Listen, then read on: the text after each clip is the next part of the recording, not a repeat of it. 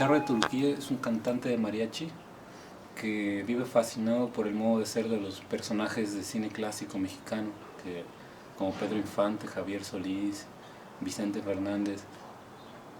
Y ese modo de ser de esos personajes a él lo influencian para ser un coqueto, para ser un conquistador, ¿no?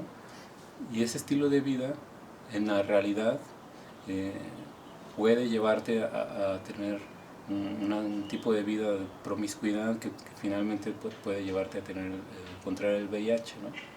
Cosa que no sucede con los personajes de las películas, pues porque para empezar esa enfermedad no existía hace 50 años, que era cuando esas películas estaban en apogeo. Y ahora un personaje que se comporta de esa manera, con esa forma de verse, de vestirse, pues tiene otras consecuencias modernas, ¿no? Que en este caso es un personaje que se contagió de VIH, y estando contagiado de VIH embaraza a su novia y tienen una hija que ninguna de las dos se contagia de la enfermedad, ¿no? Entonces este documental es el proceso el que vive él, en el cual tiene que decidir si seguirse comportando de esa manera o relajarse un poco para poder criar a esta hija, ¿no? En vez de la posibilidad de perderla por ese modo tan desenfrenado que tiene de vida. Entonces él tiene que decidir entre seguir viviendo desenfrenadamente como si fuera un personaje de película mexicana o, o moderar su actitud o madurar para poder criar por primera vez a una hija, ¿no? Sí, es una historia real, es un charro que se llama Jaime García. Él ya, todo lo que le sucede de todas maneras, aunque yo no lo hubiera grabado, ¿no? Él ya en sí mismo ya tiene su historia.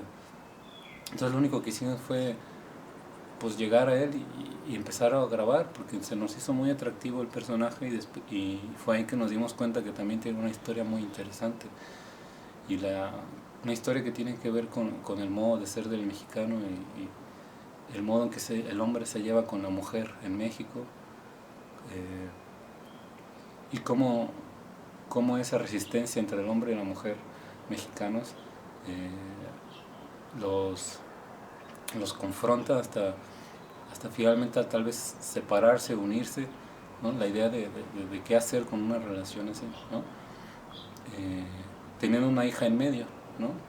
Sí. Que en realidad la historia se centra en cómo el charro se apropia de esta hija, que es una hija que por fin tiene la oportunidad de criarla en estas condiciones, ¿no?